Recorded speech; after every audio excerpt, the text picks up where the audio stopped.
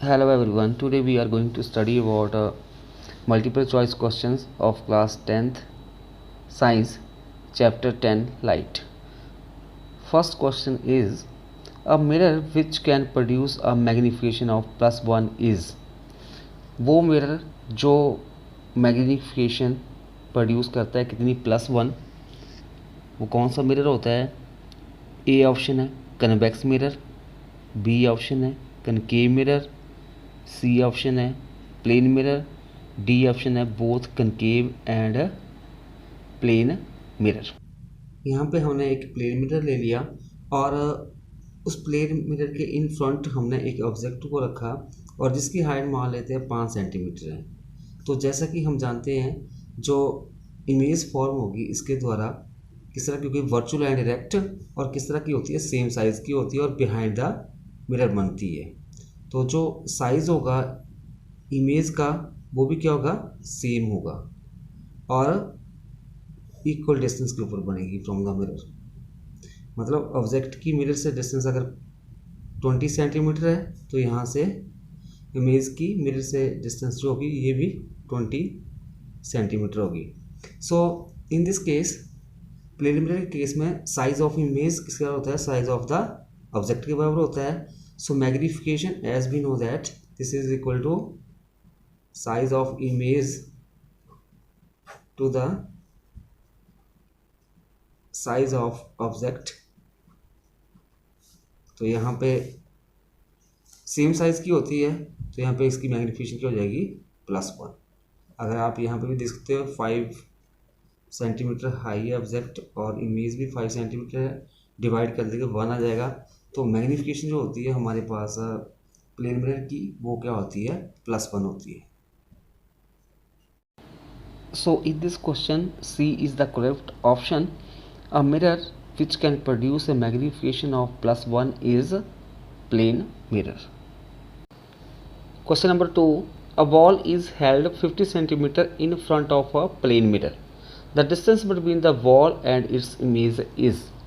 Question में given है एक वॉल जो है उसको हमने 50 सेंटीमीटर डिस्टेंस के ऊपर रखा है फ्रॉम द प्लेन मिरर। तो उसकी जो इमेज बनेगी वो हमें पता है बिहाइंड द मिरर बनेगी और जो इमेज और वॉल जहाँ पे हमने उसको रखा है उसके बीच की हमने डिस्टेंस फाइंड आउट करनी है। तो यहाँ पे ए ऑप्शन है 100 सेंटीमीटर, बी ऑप्शन है 150 सेंटीमीटर, सी ऑप्शन है 200 सेंटीमीटर, डी ऑप्शन है 0 सेंटीमीटर। क्वेश्चन में हमारे पास गिवन है एक प्लेन मिरर है और उसके इन फ्रंट हमने एक वॉल रखी हुई है। उस वॉल की डिस्टेंस मिरर से कितनी है, 50 सेंटीमीटर है और जो ये वॉल है इसकी इमेज बिहाइंड द मिरर बनेगी और जो ये इमेज बनी इस वॉल की इमेज से वॉल की डिस्टेंस हमने फाइंड आउट करनी है। जैसा कि हम जानते हैं कि जो इमेज फॉर्म होती है in case of plane mirror के, उसकी जो डिस्टेंस होती है फ्रॉम द मिरर इक्वल होती है किसके, distance of the wall from the mirror, मतलब distance of the object from the mirror. मतलब वॉल जो ऑब्जेक्ट है उसकी डिस्टेंस मिरर से 50 सेंटीमीटर है तो इमेज भी कहाँ पे बनेगी, मिरर से 50 सेंटीमीटर के ऊपर। सो distance between wall and its image is 50-50 कितना आ जाएगा, 50 + 50 = 100 centimetre. A option is the correct option, 100 centimetre. जब हम किसी वॉल को 50 सेंटीमीटर इन फ्रंट रखते हैं प्लेन मिरर के तो जो उसकी इमेज बनेगी वो बिहाइंड द मिरर बनेगी और वो भी 50 सेंटीमीटर होगी किससे, मिरर से। तो 50 + 50 कितना आ जाएगा, 100 centimetre. So distance between the wall and its image is 100 centimetre. Question number 3, the angle of reflection is the angle between. जो एंगल ऑफ रिफ्लेक्शन होता है वो किसके बीच में होता है एंगल, ए ऑप्शन है the reflected ray and surface of mirror. B option है the incident ray and surface of the mirror. C option है the normal to the surface of the mirror and incident ray. D option है the normal to the surface of the mirror and reflected ray. यहाँ पे हमने एक ये mirror ले लिया है। मान लो कोई रे ऑफ लाइट्स किसी भी सोर्स से आ रही है और वो कहाँ पे स्ट्राइक कर रही है मिरर के ऊपर, मान लो ए पॉइंट के ऊपर स्ट्राइक कर रही है, उसको हम बोलते हैं इंसिडेंट रे। अभी क्या होगा, after striking the surface it reflect back, वो क्या होगा, वापस मुड़ आएगी। और इस पॉइंट ए के ऊपर हमने ये एक नॉर्मल ड्रॉ कर दिया। As we know that the angle between incident and normal is known as the angle of incidence and the angle between reflected ray and normal is known as the angle of reflection. तो इस तरह से जो angle of reflection होगा वो किसके बीच में बनता है, रिफ्लेक्टेड रे और नॉर्मल के बीच में, और जो angle of incidence incident ray और नॉर्मल के बीच में। और जो लॉ ऑफ रिफ्लेक्शन जो होते हैं, in that case angle of incidence is equal to angle of reflection के बराबर होता है।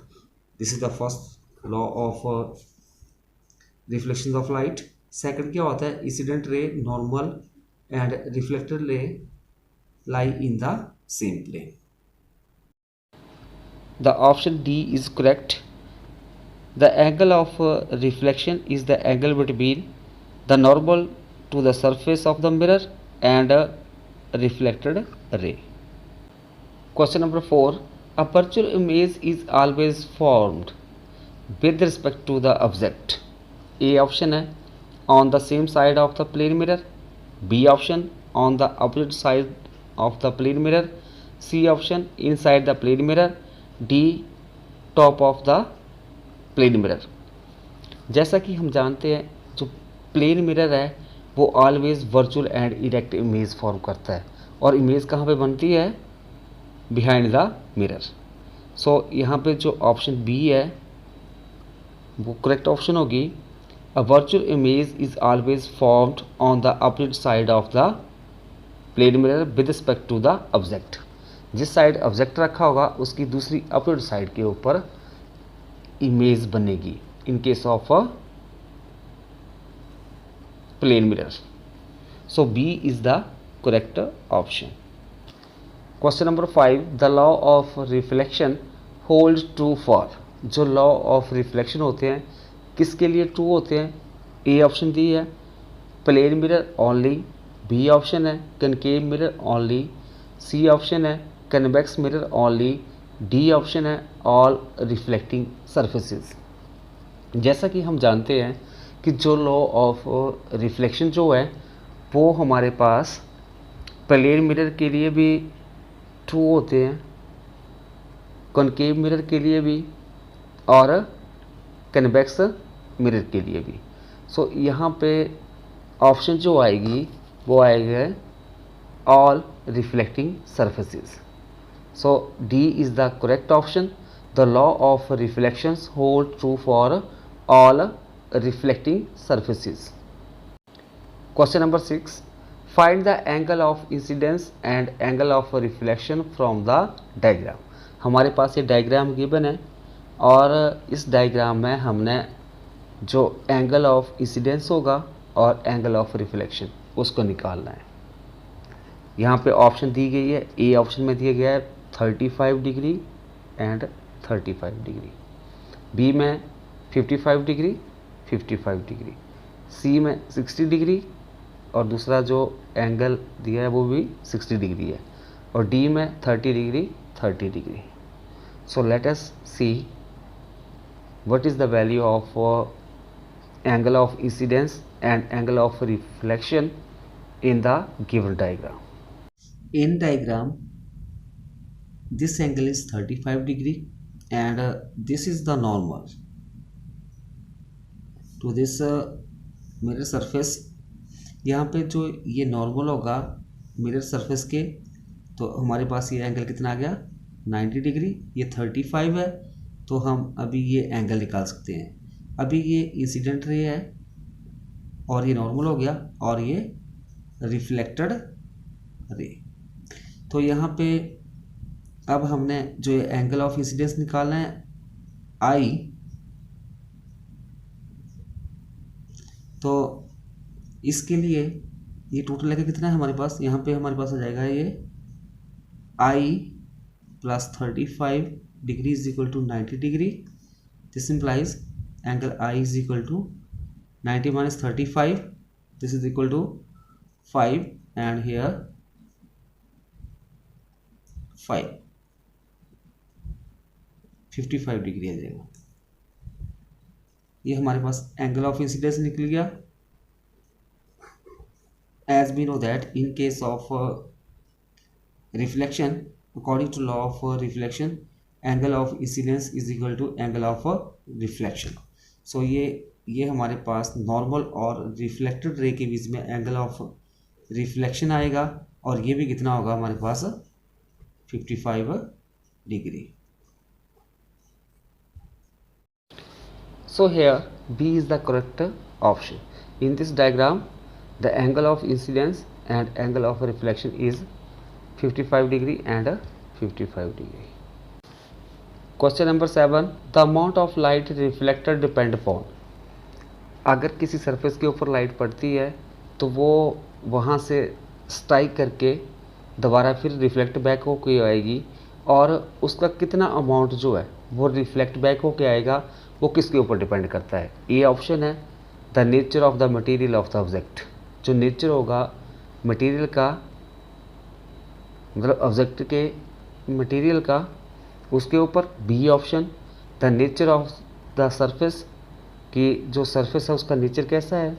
C the smoothness of the surface, जो स्मूथनेस होगी सरफेस की उसके ऊपर। D all of the above. तो इनमें से हमारे पास जो डी ऑप्शन है वो करेक्ट ऑप्शन है, क्योंकि जो अमाउंट ऑफ लाइट रिफ्लेक्ट होगी वो डिपेंड करेगी कि किस तरह का मटेरियल है और किस तरह का सरफेस है। तो ये सारा किसके ऊपर डिपेंड करेगा, all of these. Question number 8. A real image is formed when two or more. एक रियल इमेज फॉर्म होती है जब दो या दो से अधिक। ए ऑप्शन है reflected ray meet, reflected ray मिलती है। बी ऑप्शन है रिफ्रैक्टेड रे मीट, जो रिफ्लेक्टेड रे है मिलती हैं। C reflected rays appear to meet, जो रिफ्लेक्टेड रे होती हैं वो हमें अपीयर होती है कि वो मिल रही हैं। डी ऑप्शन है बोथ ए एंड बी। जैसा कि हम जानते हैं जब रियल इमेज फॉर्म होती है तो जो दो रेज जो हैं वो हमें एक्चुअली मीट करती हुई दिखाई देती हैं। तो इन दिस क्वेश्चन जो ए और बी ऑप्शन है ये दोनों करेक्ट होंगी। A real image is found when two or more than two rays meet. Reflected rays और refracted rays, so B is the correct option, both A and B. Question number 9. The image of our face in a plane mirror is A option है real, B magnified, C option है diminished, D none of these. जब हमारी image बनती है mirror में, मतलब जब आप अपना फेस देखते हो मिरर में तो आपको पता है आपकी इमेज बिहाइंड द मिरर बनती है। और किस तरह की होगी, ना तो वो रियल होती है, ना ही मैग्नीफाइड होती है, ना ही डायमिनिश होती है। तो यहाँ पे ऑप्शन आएगी नन ऑफ दीज। तो किस तरह की इमेज बनती है, virtual and erect. So D is the correct option, none of these. Question number 10. What is the nature of the image formed by a plane mirror. जो plane mirror के द्वारा image बनती है उसका नेचर किस तरह का होता है। ए ऑप्शन है virtual and erect, B option है the same size as the object, C option है लेटरली इन्वर्टेड, डी ऑप्शन है ऑल ऑफ दीज। तो जो इमेज फॉर्म होती है प्लेन मिरर के द्वारा वो वर्चुअल एंड इरेक्ट भी होती है, सेम साइज़ की भी बनती है लिटरली इन्वर्टेड भी होती है। सो इन दिस क्वेश्चन जो ऑप्शन डी है वो करेक्ट होगी, all of these.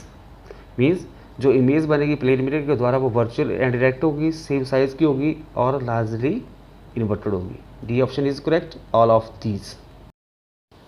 Question number 11, the image formed by a plane mirror is, A option है virtual behind the mirror and enlarged, B option है virtual behind the mirror and the same size as the object, C real at the surface of the mirror and enlarged, D real behind the mirror and the same size as the object. As we discussed in the previous question, the image formed by the plane mirror is virtual and it formed behind the mirror, same size as that of object. So in this question B option is the correct option.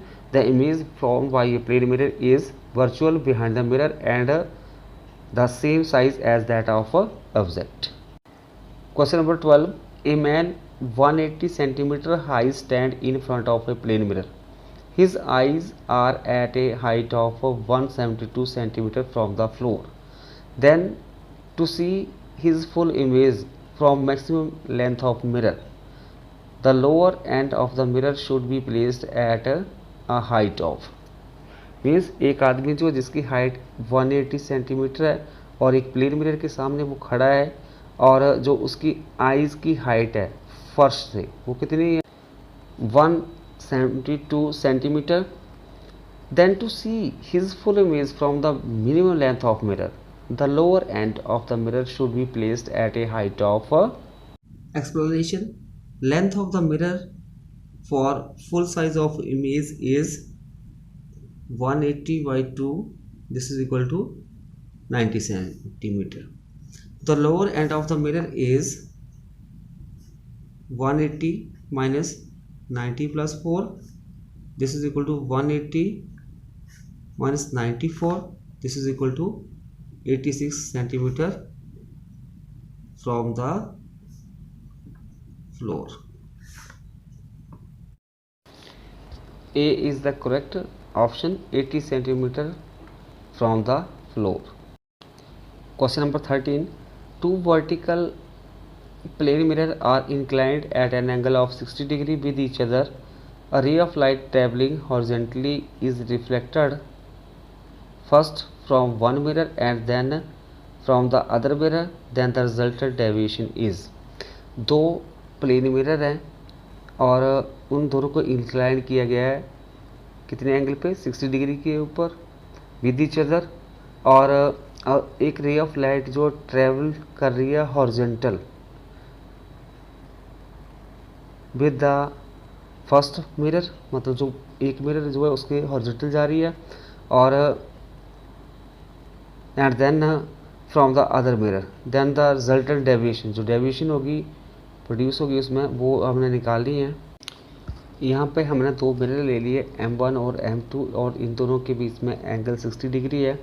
अभी जो ये एक ray of light जो है ये parallel जा रही है M2 मिरर के, ठीक है, और यहाँ से रिफ्लेक्ट हो गए इन दिस डायरेक्शन जाएगी, फिर यहाँ से जो मिरर M2 है उसके साथ स्ट्राइक करके फिर वापस चली जाएगी, मतलब रिफ्लेक्ट हो जाएगी। तो यहाँ पे ये हमारे पास 60 और ये बीटा एंगल मान लिया, तो angle of deviation is 120 plus 120 240 degree हो जाएगा। B is the correct option, 240 degree. Question number 14, the radius of curvature of a concave mirror is 12 centimetre, then the focal length will be, जो radius of curvature है concave mirror का वो 12 centimetre है, तो उसकी क्या फोकल लेंथ होगी। A option हमारे पास गिवन है 12 centimetre, B 6 centimetre, C -24 centimetre, D option is है -6 centimetre. So let us see how we can find the focal length of a concave mirror if radius of curvature is given. So let us see, radius of curvature given है 12 centimetre और जो focal length है हमने निकाली किसकी, concave mirror की। तो concave mirror हम जानते हैं उसका जो इनर कर्व सरफेस एरिया होता है वो हमारे पास रिफ्लेक्टिंग सरफेस होता है, और आउटर कर्व जो होता है पॉलिश सरफेस होता है।